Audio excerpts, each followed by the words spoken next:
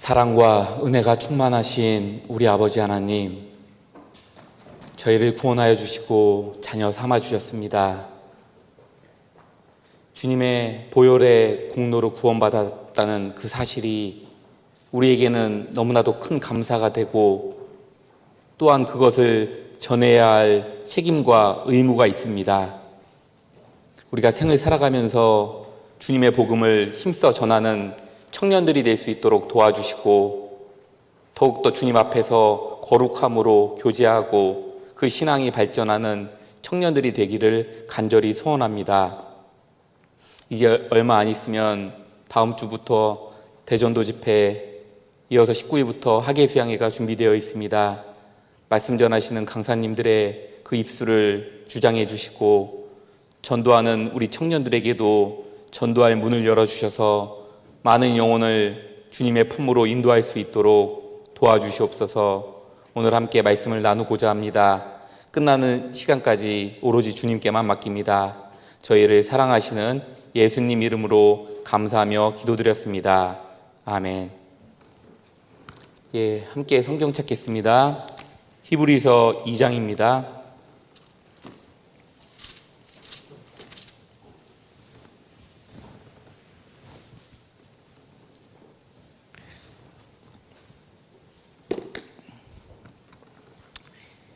히브리서 2장 14절 말씀입니다. 히브리서 2장 14절 14절부터 15절까지 말씀을 함께 읽겠습니다. 자녀들은 혈육에 함께 속하였음에 그도 또한 한 모양으로 혈육에 함께 속하심은 사망으로 말미암아 사망의 세력을 잡은 자 곧 마귀를 없이 하시며, 또 죽기를 무서워함으로 일생에 매여 종노릇하는 모든 자들을 놓아주려 하심이니. 예수님이 이 땅 위에 오신 이유는 그 혈육에 속한 자들을 구원하기 위함이었습니다. 사람이 육신을 가지고 이 세상에 태어났다는 것은 반드시 한번 죽는다는 것이 전제되어 있다라고 말씀드릴 수 있습니다. 그런데 분명히 알아야 할 것은 그 사람이 죽게 되면 육신만이 죽는 것이 아니라 영혼도 함께 죽는다는 말입니다. 그런데 예수님께서 왜 이 땅 위에 오셨느냐? 바로 혈육을 입고 이 죽기를 무서워하며 일평생 종노릇하는 자들을 구원해 주시기 위함이었습니다. 그래서 이 일평생 종노릇하는 자들은요, 실제로 죽기를 굉장히 무서워하는 마음이 있습니다. 그들의 끝은 멸망이지 않습니까? 그래서 정말로 두려워하다가 그들은 최후의 죽음을 맞이할 수밖에 없습니다.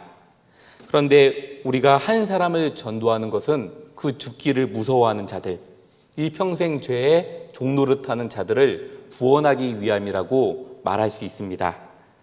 이 영화 신들러 리스트라는 것을 보면 이 세계 2차 대전 당시 유대인들을 마구 학살하는 장면이 나옵니다. 그때 한 사람이 몇 사람이라도 살리기 위해서 이 자신의 모든 것을 투자하는 그 장면이 나오지 않습니까? 그런데 이 한 사람이 말하기를 이 반지 하나를 더 빼서 희생했더라면 한 사람을 더 건질 수 있었을 텐데, 이러한 아쉬워하는 장면이 나옵니다. 그런데 왜 그러한 말을 했을까요? 바로 한 사람, 이 육신의 생명을 살리는 일도 그토록 책임감을 느꼈기 때문이라고 말할 수 있습니다. 그런데 우리가 이 구원을 받은 사람으로서 책임감을 느끼고 이 복음을 전하는 것은요, 한 사람의 잠깐의 생명을 살리는 길이 아니라는 말입니다. 우리는 단지 몇십 년의 인생을 살리는 사람들이 아니죠. 우리는 그들의 영혼을 살리는 일을 담당한 사람들입니다. 우리는 행복전도사, 행복목사, 이런 것이 중요한 것이 아니죠. 우리는 그들의 영혼을 직접 살리는 일을 부여받은 그 일을 하는 사람들입니다. 그래서 오늘은 생애 가운데 가장 중요하다고 할 수 있는 전도, 이 주제로 함께 말씀을 생각해보는 시간을 갖도록 하겠습니다. 그러면 가장 먼저 전도라는 것이 무엇일까? 이 15절 말씀을 다시 보시겠습니다. 15절 말씀입니다. 15절 말씀. 또 죽기를 무서워함으로 일생에 매여 종노릇하는 모든 자들을 놓아주려 하심이니. 여기 죽기를 무서워함으로, 죽기를 왜 무서워할까요? 이들은 죽으면 지옥의 형벌을 받을 수밖에 없기 때문에 죽기를 두려워할 수밖에 없습니다. 누가복음 16장에 보면 자색 옷을 입고 사는 한 부자가 나옵니다.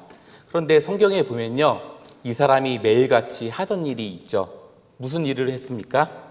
날마다 호화로이 연락하는데, 이 사람은요, 돈이 많고 할 일이 없기 때문에 매일같이 잔치를 즐기었다는 것입니다. 그러니까 지금 이 시대의 사람들과 똑같은 모습이죠. 지금도 여러 사람들이요, 돈을 벌고 또 자기의 취미 생활을 즐기고 자기의 하고 싶은 일을 하며 사는 것이 현실입니다. 그들은요, 죽음을 참으로 훗날 무서워할 수밖에 없습니다. 그런데 그 부자가 지옥에서 말하기를 손가락 끝에 물을 찍어서 내 혀를 서늘하게 하소서. 내가 이 불꽃 가운데 고민하고 있나이다. 이 말이 무슨 말입니까? 결국 그 불꽃 가운데 고민하고 있다고 했으니까 불에 데이는 중인 고통이라는 것입니다. 사실 불에 데이는 고통도요, 이 과거에 데였던 고통이지 지금 데이고 있는 중인 고통은 아닙니다. 그런데 불에 데이고 있는 고통이니까 이것은 너무나도 아프고 견딜 수 없는 고통이라는 겁니다. 그러니까 그 영혼들이 죽기를 무서워할 수밖에 없죠. 그런데 너무나도 안타까운 건 여기 들어가야 하는 사람들이 우리 주변에 있는 가족들과 친구들과 내 지인이 된다는 겁니다. 다른 사람이 여기에 들어가는 것이 아니라는 말입니다. 우리는 어떻게든 그 영혼을 살려내는 그 책임과 의무를 맡은 사람이라고 할 수 있습니다. 그리고 전도는 우리가 이 땅 위에 살아가는 목표라고도 말씀드릴 수 있습니다. 우리가 왜 악하고 타락한 이 세대에 왜 살고 있을까요? 우리는 때로는 어려움도 많고 인생을 사는데 힘든 것도 많습니다. 그런데 우리가 그렇게 살아가는 이유는요, 그 영혼들을 건지기 위함이라고 말할 수 있습니다.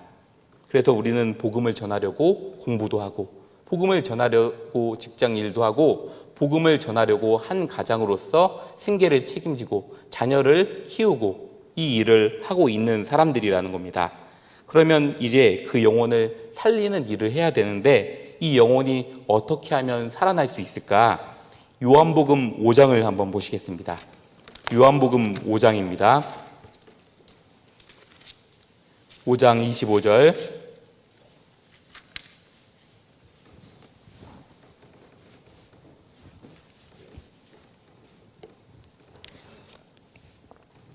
요한복음 5장 25절입니다.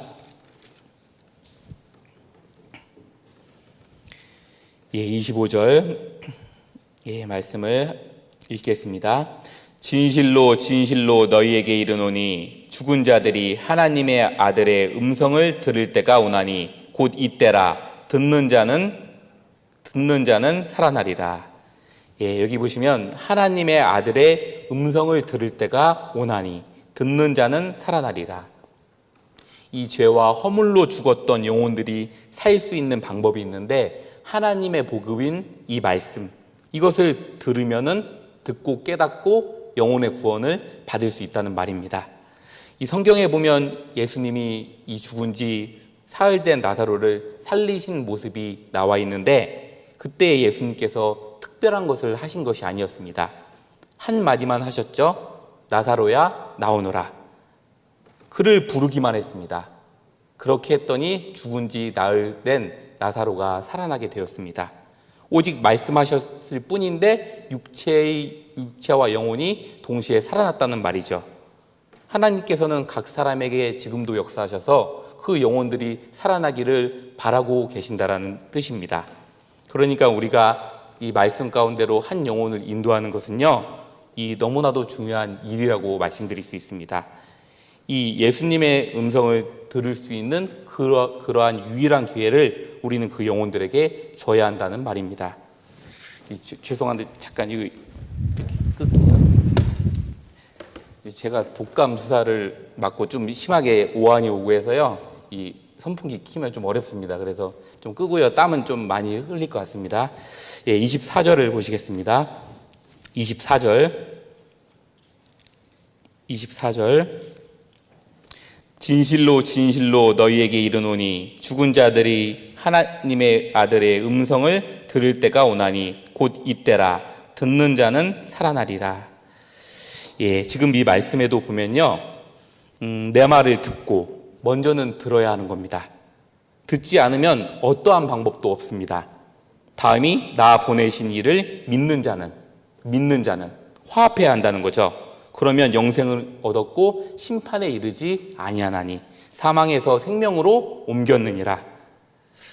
예, 그러니까요, 이 복음을 전하는 일은요, 말씀을 듣게 해서 죽어 마땅한 영혼을 살리는 일이라는 뜻입니다. 살아날 수 있기 때문에 복음을 전하라고 말씀하시는 것이지, 살아날 수 없다라고 한다면 복음을 전하라고 말씀할 이유가 없습니다. 그런데 우리가 이를 모른 채 하거나 그 영혼을 방관하고 있다면 이것은 그 영혼을 죽이는 일이 될 수 있다는 것입니다. 예를 들어 지나가다가 물에 빠진 한 사람을 본다고 합시다. 그러면 그 사람을 도울 힘이 있으면 살리는 것이 마땅할 겁니다. 그런데 만일 에이 귀찮아, 그냥 내버려 두거나 방치하거나 그냥 지나가게 된다면 훗날 그 자리를 지나갔을 때 그 사람의 핏소리가 우리를 호소할 수도 있습니다. 그러니까 내가 전도해야 되는 이유는요, 결국은 그 영혼이 고통받기 때문에, 우리 양심이 그것을 잘 알기 때문에, 그렇기 때문에 우리는 전도해야 되는 그 일을 충분히 하는 것이 필요하다고 말씀드릴 수 있습니다. 그러면 우리가 전도해야 하는 또 하나의 이유는 무엇일까? 그것은 바로 하나님께서 우리에게 내리신 명령이기 때문에 그렇습니다. 물론 그 영혼이 불쌍하고 내 마음에서도 양심의 송사가 있습니다. 하지만 정말로 중요한 것은요, 이 전도는 하나님께서 내리신 지상 최대의 명령이라는 겁니다. 잠언 24장을 보시겠습니다. 잠언 24장입니다. 잠언 24장.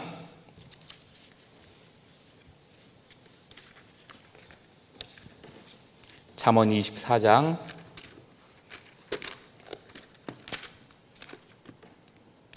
잠언 24장 11절입니다.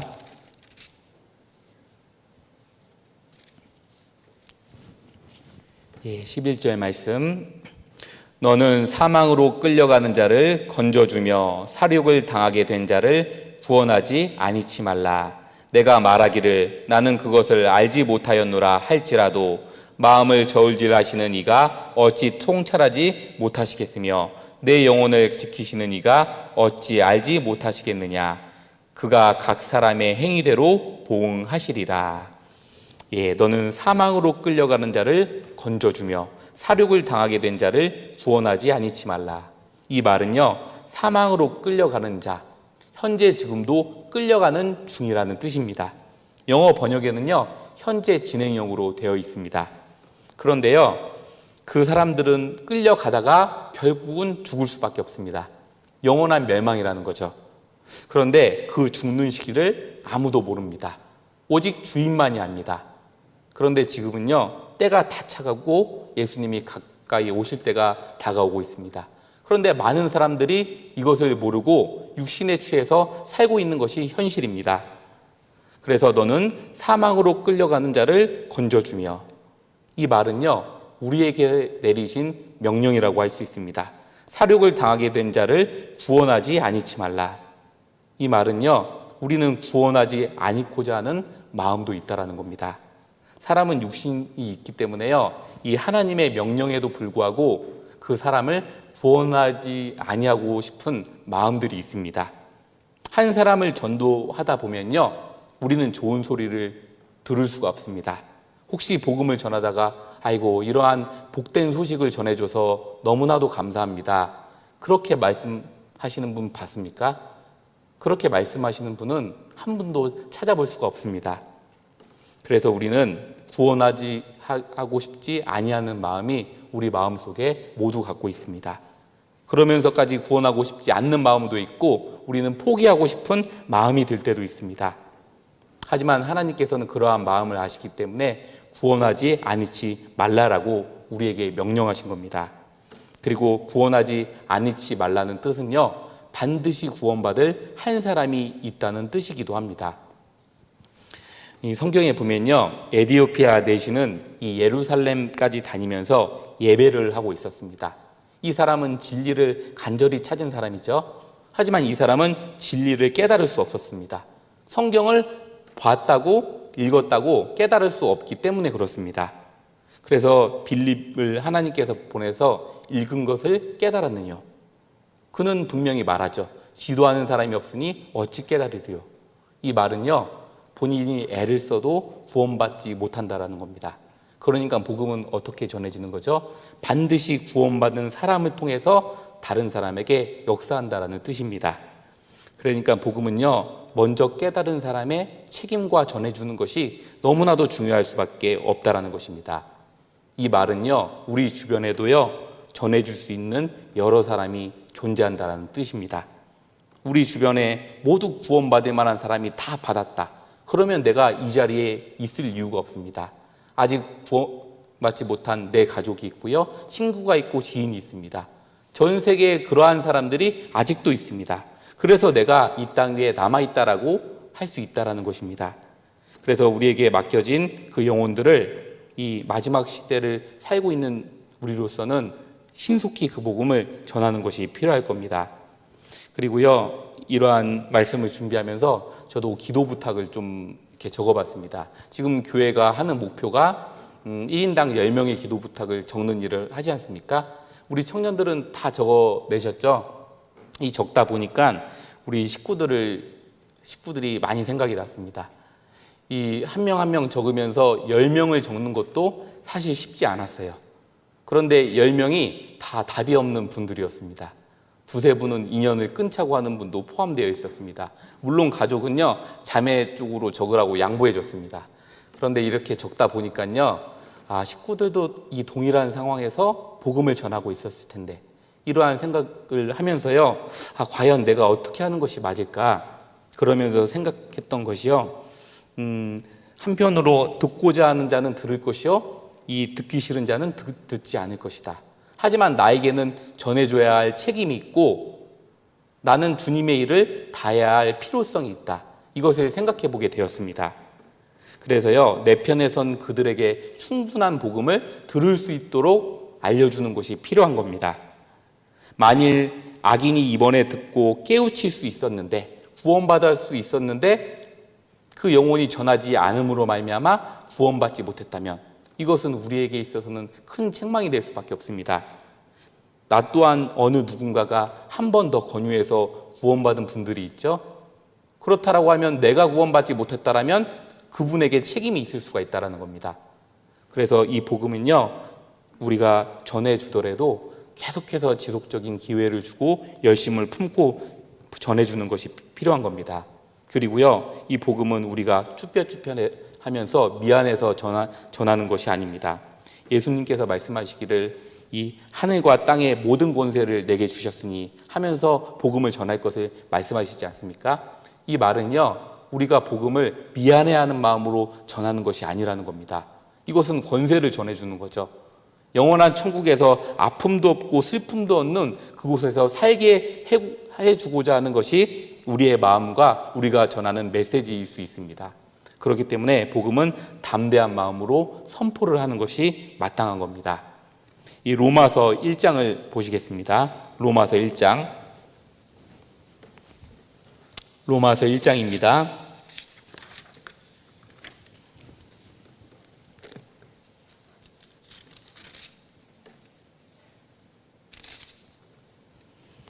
우리가 복음을 전해야 되는 이유인데요. 로마서 1장 14절입니다. 예, 읽겠습니다. 헬라인이나 야만이나 지혜 있는 자나 어리석은 자에게 다 내가 빚진 자라. 그러므로 나는 할 수 있는 대로 로마에 있는 너희에게도 복음을 전하기를 원하노라. 우리가 전도해야 하는 또 하나의 이유입니다. 지혜 있는 자나 어리석은 자에게 다 내가 빚진 자라. 여기 빚진 자라고 했죠. 우리는 실제 빚진 자들입니다. 빚진 자들이기 때문에 전도해야 합니다. 빚을 안 졌으면요, 전도 안 해도 됩니다. 이 빚이 있는데 만약에 물질적인 빚을 갚지 않는다면 이는 뻔뻔한 사람일 겁니다. 그 사람은요, 이 육신의 소욕을 따라서 갚지 않는 것이 분명할 겁니다. 지금 사도 바울은요, 주님께 은혜를 받은 자입니다. 동시에 빚진 자죠. 따라서 주님께 뿐만 아니라 헬라인, 야만인, 지혜자, 어리석은 자들, 그 모든 자들에게 빚진 자라는 겁니다. 왜 야만인들에게도 빚을 졌냐? 바로 그들에게 전해야 될 책임이 있기 때문이라고 할 수 있습니다. 그래서 나는 할 수 있는 대로 복음을 전하기를 원하노라. 잠깐 복음을 전하는 것이 아니라 내가 할 수 있는 대로 최선을 다해서 복음을 전한다라고 말하고 있습니다. 우리도 마찬가지죠. 우리도 왜 빚진 자입니까? 구원받은 사람들이요, 이 자신의 희생을 통해서 우리에게 복음을 전해준 겁니다. 예수님 당시에 많은 사람들이 순교를 당함으로 말미암아 복음을 전해줬죠. 그리고 예수님이 죽으신 후에도 복음의 역사는 다 희생을 통해서 일어나게 되었습니다. 여러분들이 앉아있는 이 교회당, 우리가 교제하는 모든 것들은요, 희생이 없으면 할 수 없는 것들입니다. 그렇기 때문에 내가 구원받고 이 자리에 앉아있다는 것은 예수님의 희생과 우리 주변에 있는 형제자매님들의 희생이 있다는 겁니다. 그러니까 내가 구원받을 수 있다는 것은 어느 누군가에게 빚졌다라는 얘기죠. 그러니까 할 수 있는 대로 이 복음의 진리를 전하는 것으로 갚는 것이 필요한 겁니다. 그래서 시편 116편에는요, 여호와께서 내게 주신 모든 은혜를 무엇으로 보답할꼬? 무엇으로 보답할꼬? 빚졌다는 거죠. 그 은혜를 그 빚진 것을 갚는 것입니다. 그래서 내가 죽지 않고 살아서 여호와의 행사를 선포하리로다. 그 은혜를 갚은 것으로 나타내야 한다는 겁니다. 그래서 복음을 전하는 것은요, 그 믿음의 선진들과 주님의 은혜에 보답하는 일이라고 말씀드릴 수 있습니다. 그리고요, 이 그리스도인에게는 전도할 책임이 있는데 어떻게 하면 한 영혼을 주님의 품으로 인도할 수 있을까? 이것을 생각해 보는 것이 필요할 겁니다. 첫 번째는요, 우리의 희생이라고 말씀드릴 수 있습니다. 요한복음 12장에 보면 한 알이 미리 땅에 떨어져 죽지 아니하면 한 알 그대로 있는다고 했죠. 죽으면 많은 열매를 맺느니라. 이것은 자연의 섭리입니다. 이 밀알이 떨어지지 않고 죽지 않으면 그대로 있을 수밖에 없죠. 우리도 마찬가지죠. 나를 통해서 왜 열매가 없을까? 주님 앞에서 아직 굴복하지 못하는 무언가가 존재한다는 겁니다. 우리가 영혼을 결실하고 거두려면요, 반드시 이 죽는 그 생활이 필요합니다. 자연의 논리는 간단하지 않습니까? 죽으면 열매를 맺고 죽지 않으면 열매를 못 맺는 겁니다. 그리스도인의 원리도 마찬가지입니다. 전도되려면 희생과 헌신, 자기 육신의 소욕을 죽이는 것이 필요하고 그렇게 되지 않으면 열매를 못 맺는다는 겁니다. 그래서 먼저는 내 육신의 싸움을 철저히 할 수밖에 없습니다. 이제 학예수양의 한 달 기간, 우리는 무엇을 해야 될까요? 복음을 전하는 일에 최선을 다해야 합니다. 그리고 내적으로는 육신과의 싸움을 철저히 할 수밖에 없습니다. 우리는 육신의 소욕이 있기 때문에 많은 갈등이 있을 수밖에 없습니다. 결국 나를 굴복시키지 못하면요, 그 육신의 소욕에 사로잡혀서 우리는 전도할 마음을 잃어갈 수밖에 없게 됩니다. 그러면 그 영혼들에게 전하는 그 일은 더더욱더 할 수 없겠죠. 그래서 자신의 문제가 걸려있는 사람은 복음을 전할 수 없기 때문에 지금부터라도 돌이키고 그 마음을 회개하고 하나님의 일에 전심전력하겠다라는 마음이 필요한 겁니다. 그래야만 하나님의 능력을 온전히 받을 수 있기 때문에 그렇습니다. 이 복음을 전해서 한 영혼이 구원받는 것은요, 사실상은 하나님의 능력인 겁니다. 이 고린도전서 1장에 보면요, 십자가의 도가 멸망하는 자들에게는 미련한 것이요 구원을 얻는 우리에게는 하나님의 능력이라. 분명히 한 사람이 구원받는 것은 하나님의 능력이라고 했죠. 그런데 그 능력을 어떻게 하면 나타낼 수 있을까요? 바로 우리의 거룩함, 하나님께 드리는 간절한 기도, 열망, 이것이 바로 성령의 능력을 역사할 수 있는 길을 만들어낸다는 겁니다. 그러니까 전도는요, 그냥 내가 전하지, 그런다라고 그 영혼이 절대로 구원받는 것이 아닙니다. 사실상 우리 교회에서 나간 여러 무리들이요, 우리와 전도 집회를 똑같이 하는 분들이 있습니다. 그런데 구원을 받지 못해요. 왜 받지 못하고 역사하지 못할까요? 희한하죠? 똑같이 전하는데. 이유는요, 성령이 역사 안 하면요, 아무리 말해도 되지 않는 것입니다. 우리 교회는 희생하죠, 헌신하죠, 주님을 사랑하죠, 더욱더 거룩함으로 살아가려고 애쓰죠. 그것을 통해서 역사하는 것이지 말로 역사하는 것이 아니라는 뜻입니다. 이것은 우리 개인에게도 마찬가지죠. 나 한 사람이 하나님께 쓰임을 받고 성령 충만해서 주님께서 역사하실 수 있으려면요, 내 자신이 거룩하고 깨끗할 수밖에 없습니다. 그것을 통해서 구원받는 것이지 내가 어떻게든 데려고 온다고, 내가 열심히 한다고 구원받는 것은 아닙니다. 물론 열심도 해야 되지만 이왕 하는 것 정말로 깨끗한 마음으로 열심히 하는 것이 영혼을 건지는 방법이 될 겁니다. 여기 예수님의 모습을 보시겠습니다. 히브리서 5장입니다. 히브리서 5장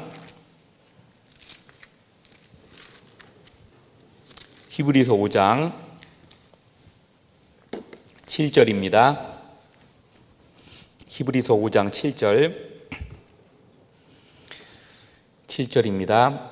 그는 육체에 계실 때 자기를 죽음에서 능히 구원하실 이에게 심한 통곡과 눈물로 간구와 소원을 올렸고 그의 경외하심을 인하여 들으심을 얻었느니라. 그가 아들이시라도 받으신 고난으로 순종함을 배워서 온전하게 되었은즉 자기를 순종하는 모든 자에게 영원한 구원의 근원이 되시고. 여기 전도하는데 중요한 자세를 예수님을 통해서 배울 수 있습니다. 그의 경외하심으로 들으심을 얻었느니라. 이 예수님은요, 정말로 두려워하고 경외하는 마음, 이것으로요 거룩하게 하나님의 일을 했다라는 겁니다. 그걸로 들으심을 얻었다라는 말입니다. 그리고 복음을 향해 고난을 받으셨습니다. 그가 아들이시라도 받으신 고난으로 순종함을 배워서 온전하게 되었은즉. 예수님은 공생에 다시 많은 부분 핍박이 있으셨죠. 얼굴에 침을 뱉으심을 당하시고 채찍에 맞으셨습니다. 많은 힘듦과 어려움이 늘 있으셨죠. 그런데 그분께서 하신 것은요, 심한 통곡과 눈물로 간구하는 소원을 올렸습니다. 예수님은요, 공생의 당시 쉬운 삶을 산 것이 아닌데 오로지 그분께서 하는 것은 통곡과 눈물, 이 기도를 올리신 겁니다. 결국 어떻게 됐습니까? 들으심을 얻었느니라. 그 결과를 맞이하게 되었습니다. 우리도요, 전도하기 위해서는 예수님의 이 마음이 필요합니다. 때로는 비판과 어려움을 받더라도 더욱더 눈물로써, 통곡으로써, 간구로써, 하나님을 경외함으로써 우리는 소원을 계속해서 올려야 되는 겁니다. 그 소원을 올리면 주님께서 들어주십니다. 그럴 때 한 영혼이 구원받게 되는 것입니다. 그리고요, 전도되기 위해서는요, 우리가 예수님의 이 마음을 품는 것이 또한 필요한 겁니다. 예수님의 마음이란 그 영혼을 불쌍하게 여기는 마음 아닙니까? 그러니까 핍박에도 그 소원을 올리고 눈물을 흘리신 거죠. 이 전도는요, 그냥 되는 것이 아닙니다. 그 영혼을 불쌍히 여겨야 합니다. 그 한 자매님이 모임에서 간증해 주셨는데요, 이 강아지를 키우시는 분들은 잘 아실 겁니다. 이 강아지를 굉장히 싫어하는 자매님인데 그 만지기도 싫어한다고 합니다. 그런데 어느 날 그 강아지를 하나 발견하게 됐는데 버린 강아지인 겁니다. 이거 그대로 두면 죽을 수밖에 없는 상황인 겁니다. 그런데 만지기도 싫어해요. 워낙 싫어하니까 강아지를. 그런데 이 동물 보호하는 거기에 연락을 해서 데려가라고 했는데 그것을 데려다가 다른 데다 놓지 않으면 못 데려간다는 그 말을 했다고 합니다. 그런데요, 이거 만지기가 너무 싫고 못하는데 그것을 자기가 불쌍하니까 뛰어넘고 그 위치에 가져다 놨다, 그 간증을 해주셨습니다.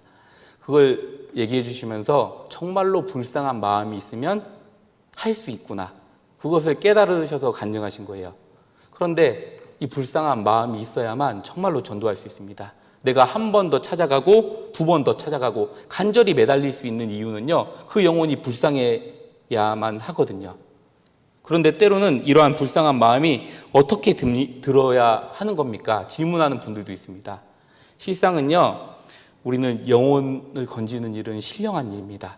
그래서요, 그 영혼이 불쌍한 것은요, 그냥 보이지가 않는 겁니다.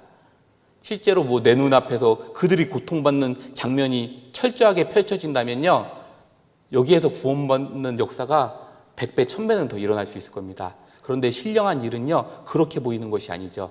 믿음의 눈으로 봐야만, 성경을 통해서 봐야만, 그래야만 보일 수 있는 겁니다.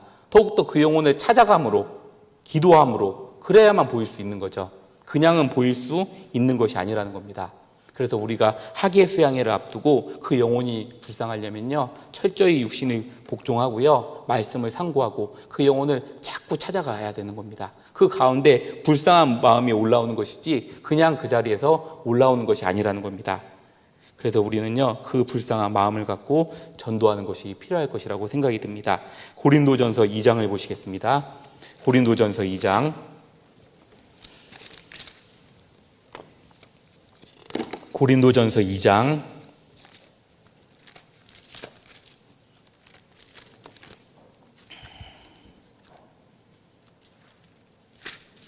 고린도전서 2장 16절입니다.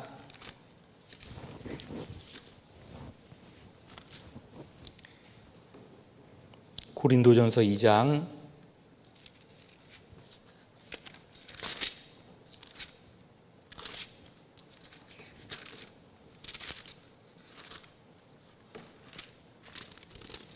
2장 16절.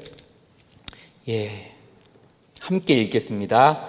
누가 주의 마음을 알아서 주를 가르치겠느냐? 그러나 우리가 그리스도의 마음을 가졌느니라. 그리스도의 마음이 어떠한 마음입니까? 그들을 불쌍히 여기고 사랑하는 마음입니다. 이 마음을 가진 자가 전도할 수 있는 거죠. 예수님께서는 정말로 낮아진 마음, 자기를 복종시키는 마음, 이 마음을 갖고 계셨습니다. 그것이 그리스도의 마음이죠. 사실 십자가의 사랑은 누구든지 전할 수 있습니다. 말로는 구원받지 않는 사람들도요, 예수 천국 불신지옥, 이것을 강하게 외치고 있습니다. 그런데요, 그러한 사랑은요, 구원받는 역사가 없는 사랑입니다. 하지만 진실된 사랑과 긍휼히 여기는 마음, 참된 진리를 갖고 있는 사람은 반드시 역사할 수 있습니다. 그래서요, 예수님의 이 마음은요, 결코 높아지는 마음이 아닙니다. 낮아지는 마음이죠. 십자가에 죽는 그러한 마음입니다. 이러한 마음은요, 세상에서 방황하고 힘들어한 영혼들을 위로해 줄 수 있습니다. 그리고 그들을 살릴 수 있는 말씀을 전할 수 있는 겁니다. 누가 그 외로운 영혼들을 찾아가서 건질 수 있겠습니까? 나밖에는 아무도 없을 거라고 생각이 듭니다. 그래서 예레미야는 당대에 많은 영혼을 건지는데 불쌍한 마음을 여겼죠. 소득은 없었지만 그는 자신의 일을 다 했습니다. 이 예레미야 20장에 보면요, 내가 다시는 여호와를 선포하지 아니하며 내 중심이 불붙는 것 같아서 골수에 사무친다라고까지 말을 했습니다. 그것은 그만큼 그가 영혼에 대해서 사랑하는 마음을 갖고 있다라는 뜻입니다. 그래서 이 시대는요, 전도하기 점점 어려워지는 시대입니다. 하지만 그리스도의 마음을 품으면요, 그 영혼을 살릴 수 있게 되는 것입니다. 빌립보서 2장을 또 보시겠습니다. 빌립보서 2장 21절입니다. 빌립보서 2장 21절.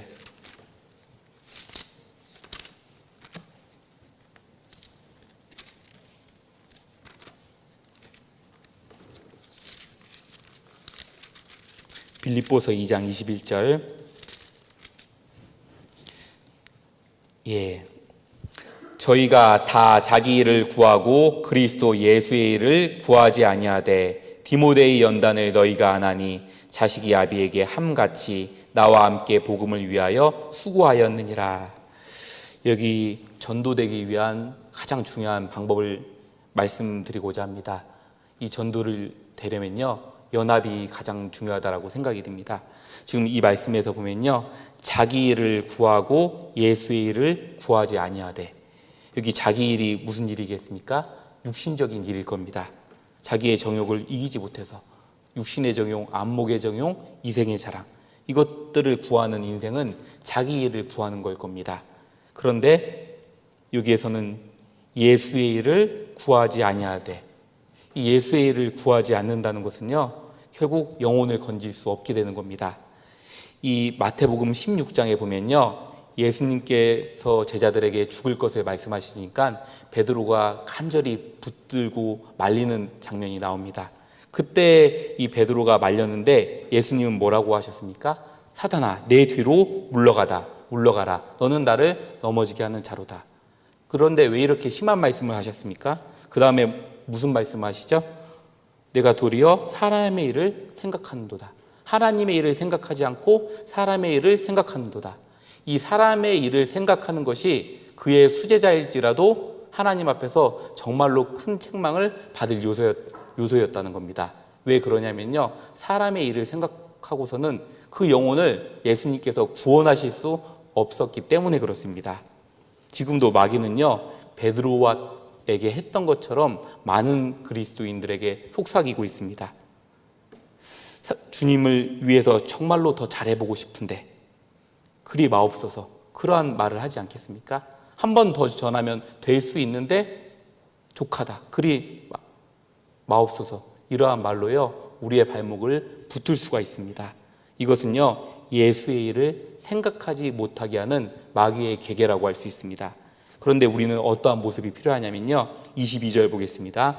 22절, 디모데의 연단을 너희가 안 하니 자식이 아비에게 함같이 나와 함께 복음을 위하여 수고하였느니라. 여기서 나와 함께 복음을 위하여, 함께입니다. 혼자가 아니라는 거죠. 함께 복음을 위해서 수고한 것이 바로 연합입니다. 이때의 성령의 역사가 활발히 나타날 수 있었습니다. 그러니까 전도는 개인이 열심히 해서 되는 것이 아니라는 겁니다. 어느 특정 나라와 특정 나라가 전쟁을 해본다고 합시다. 그런데 한 명의 정말로 잘 싸우는 군사가 있습니다. 그러면 그 전쟁에서 승리할 수 있을까요? 승리할 수 없습니다. 이 전도는요, 개인 슈퍼스타가 있다고 해서 전도되는 것이 아닙니다. 한 사람이 50명 전도한다. 그러면 그 집회가 성공적으로 마무리될 수 있을까요? 그렇지 않죠. 구원의 역사는요, 모두가 연합할 때 일어나는 것입니다. 그래서 연합이라는 것은요, 우리가 마음을 모으는 겁니다. 이 집회가 있을 때요, 늦지 않고 함께 참석하는 것도 마음을 모으는 거겠죠. 말씀 시간에 집중을 해서 그 영혼들이 구원받는 마음으로 같이 붙들어주고 연합하는 것은 분명히 마음을 모으는, 연합하는 모습일 겁니다. 그리고 기도 부탁한 분들을요, 합심 기도 시간에 함께 기도해주고 더욱더 경건하기를 서로 애쓰고, 이렇게 하는 것은요, 한 영혼을 구원할 수 있는데 우리 모두가 해야 할 일이라는 겁니다. 우리 모두의 힘 하나하나가 뭉쳐서 구원받는 것이지 그냥 구원받는 것이 아닙니다. 그렇다라는 얘기는요, 내가 나태하게 넘어져 있다면, 이 복음을 등지고 다른 곳 가운데 있다면, 그러면 한 영혼이 구원받는데 공헌이 안 된 겁니다. 그래서 우리는요, 이 집회 기간 동안 마음을 모으고 우리가 더욱더 애를 쓰는 것이 필요할 겁니다. 마지막으로 이 전도함으로써 나타나는 결과를 보겠습니다. 한 구절만 더 찾겠습니다. 데살로니가전서 2장입니다. 데살로니가전서 2장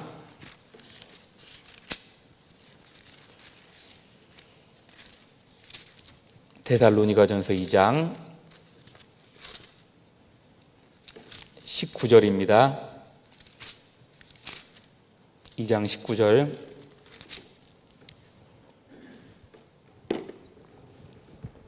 우리의 소망이나 기쁨이나 자랑의 면류관이 무엇이냐? 그의 강림하실 때 우리 주 예수 앞에 너희가 아니냐? 너희는 우리의 영광이요 기쁨이니라.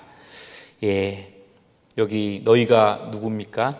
소망과 기쁨과 자랑과 면류관, 이것이 너희가 아니냐? 구원받는 형제 자매님들을 말합니다. 우리는 이 기쁜 일을 위해서 전도하는 사람들입니다. 우리가 전도하면요, 마음에 큰 기쁨이 있습니다. 한 영혼이 구원받는 것이 기쁩니까? 자동차 한 대를 사는 것이 더 기쁩니까? 우리의 마음속에는요, 한 영혼을 전도했을 때 가장 기쁘셨을 겁니다. 성령을 가진 자는 누구나 마찬가지입니다. 자신이 연약해서 그러한 생각이 들 때도 있고 안 들 때도 있지만, 우리는 영혼을 건지는 것이 기쁜 사람들입니다. 우리는 이 일을 하기 위해서 모였죠. 그리고 그 과정을 통해서 힘든 일도 있고 어려운 일도 있지만 우리는 참아낼 수 있는 것입니다. 그래서 전도의 결과는요, 우리는 하나님의 능력을 체험할 수 있고 하나님의 나라가 확장되는 것을 볼 수 있는 겁니다. 예수님이 가르치신 기도 중에요, 나라의 임하시오시며라는 말씀이 있습니다. 그런데 그 말은요, 하나님의 나라가 어디로 임한다는 겁니까? 하나님의 나라는 너희 안에 있느니라, 우리 안에 임하는 겁니다. 그렇기 때문에 복음을 전하는 것은요, 한 마귀에 잡힌 그 영토를 하나님께로 찾아 드리는 것과 마찬가지인 겁니다. 거기에는 큰 상이 있을 수밖에 없습니다. 그렇기 때문에요, 우리는 이 일에 육신적인 것에 흔들리지 않고 우리가 이 전도 집회 기간 동안 최선을 다하는 모습이 필요할 겁니다. 한 구절만 더 찾고 마치겠습니다. 고린도전서 15장입니다.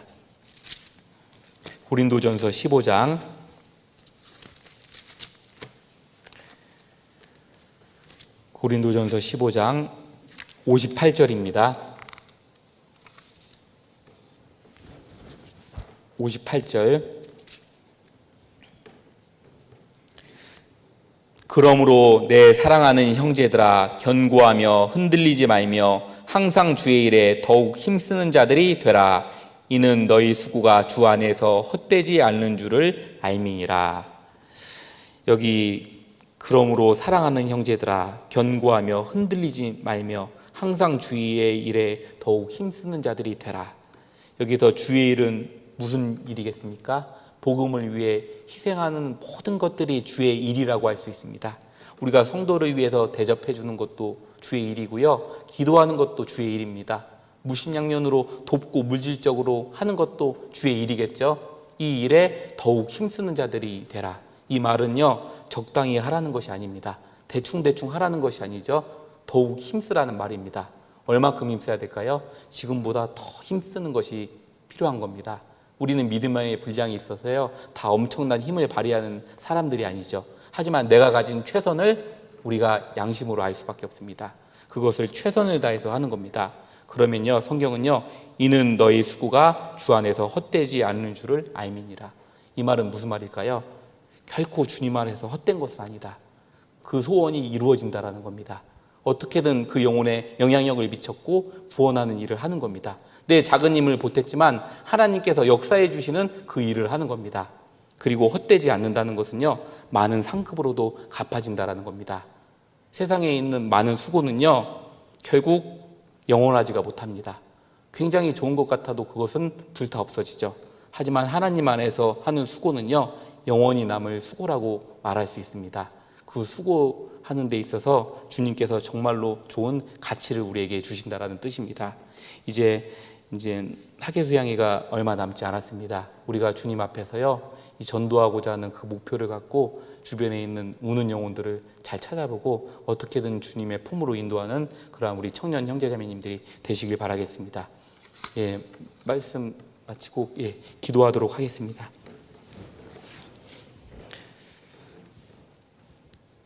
사랑과 은혜가 많으신 우리 아버지 하나님, 이 청년의 때 주님께서 우리를 구원하셨습니다. 주님 앞에 너무나도 부족한 사람들이지만 더욱더 주님 앞에서 열심히 살아보고자 합니다.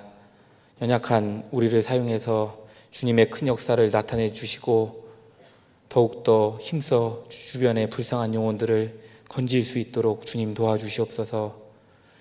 그리고 전도할 문은 주님께서 열어주시지 않으면 우리가 할 수 없습니다. 어떻게든 문을 더 열어주셔서 그 영혼들을 구원받을 수 있도록 도와주시옵소서. 이후 교제도 뜨겁게 하고 주님을 나타내는 교제가 될 수 있게 도와주시옵소서. 주 예수님 이름으로 기도드렸습니다.